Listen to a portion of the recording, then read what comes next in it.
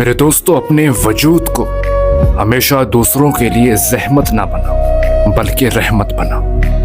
اپنی زبان کو دوسروں کے لیے زخم نہ بناؤ بلکہ دوسروں کے لیے مرہم بناؤ۔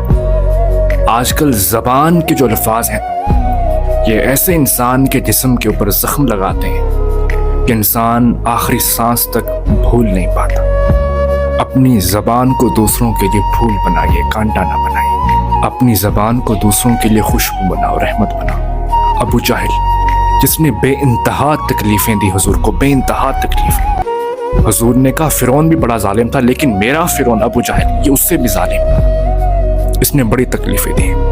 ابو جہل ظالم ترین شخص، جب اس کے بیٹے حضرت اکرمہ اسلام قبول کرنے آئے نا، تو جانتے ہو حضور نے کیا کہا